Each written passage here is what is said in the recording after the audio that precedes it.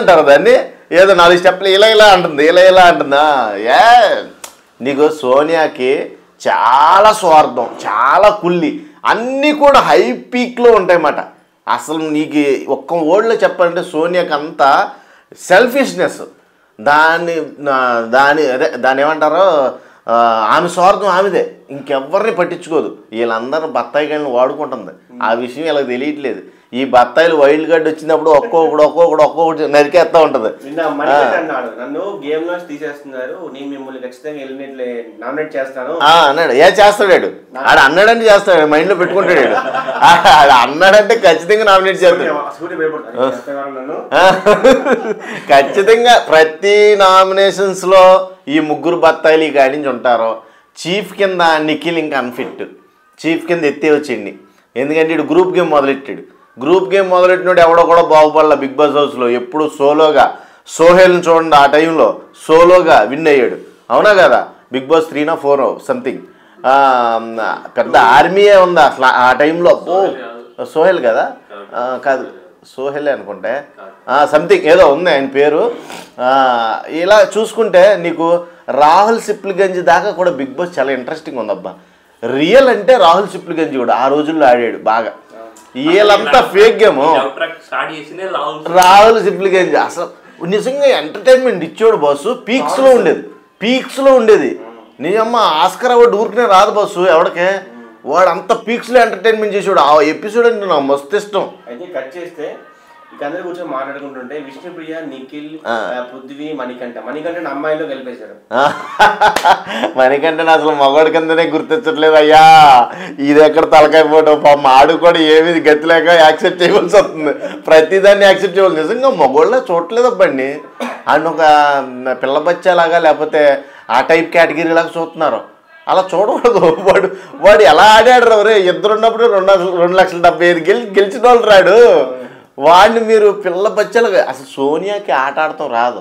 సోనియాని తీలేక, option లేక వీళ్ళిద్దరు పెద్దోడికి చిన్నోడికి సోనియాని ఏం అనలేక ఈ మణికంఠ మీద పడతాడు. నబీల్ కరెక్ట్గా అనలైజ్ చేశాడు ఆల్రెడీ. ఇప్పుడు ఎవరిని తీస్తారనుకుంటున్నావు నువ్వు, విష్ణు సంథింగ్ ప్రేరణనో ఉన్నారు అక్కడ, వాళ్ళతో మాట్లాడితే నాకు తెలిసి నేను యష్మి అనుకుంటున్నాను రా అంటే, లేదు పక్కా మణికంఠని తీస్తారు.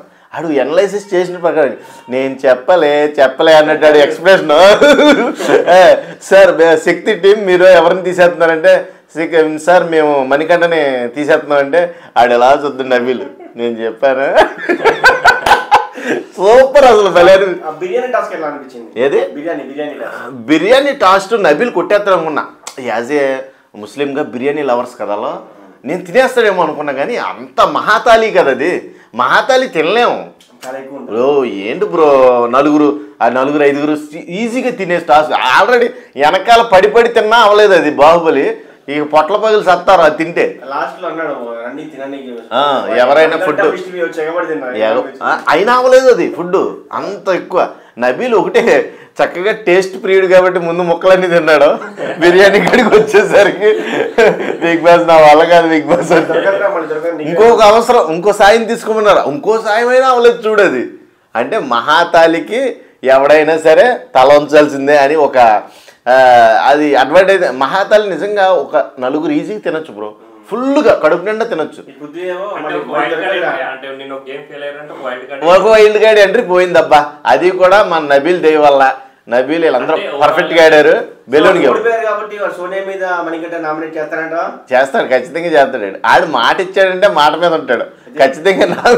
ఏంటంటే పాయింట్అవుట్ చేశారు కదా వాళ్ళ గ్రూప్లోకి వెళ్ళిన తర్వాత, నువ్వు వాళ్ళని కాదంటే మా గ్రూప్లోకి వచ్చావు కాబట్టి నిన్నే లేపేస్తున్నావు అన్నారు కదా. నువ్వు నామినేషన్లో పెడితే నువ్వు ఆ రోజు చూడు ఇదే మాట ఇస్తాడు నామినేషన్లో, 5th వీక్ నామినేషన్లో చూడండి, పాయింట్ నోట్ చేసుకోండి. ఖచ్చితంగా ఆ రోజు నువ్వు అన్ఫిట్ అన్నావు, నా ఆట చూడలేదు అన్నావు, అందుకే నేను నామినేట్ చేద్దామని లేపేస్తాడు. ఇదే చూడండి, మణికంఠ కూడా మామూలు రివెంజ్ కాదు అది. అది పగ మామూలు పగ, ఈనాటి పగ కాదు, అది పాము పగ. అది ఎప్పుడైనా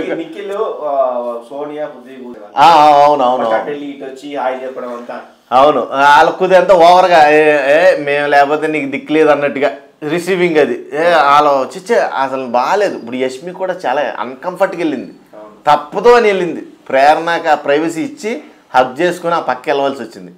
నిజంగా నిన్న ఒకటి చూస్తుంటే ఇప్పటికీ కూడా వీళ్ళకి సిగ్గు రావట్లేదా, అసలు వీళ్ళ ముగ్గురికి ఇంకా అర్థం కావట్లేదా బిగ్ బాస్లో ఏం జరుగుతుందో అని నాకైతే డౌట్ ఉందబ్బా.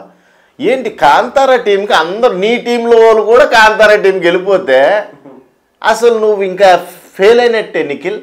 నువ్వు ఆ యాదవ్ సోనియా వల్లే ఖచ్చితంగా ఫెయిల్ అవుతున్నావు.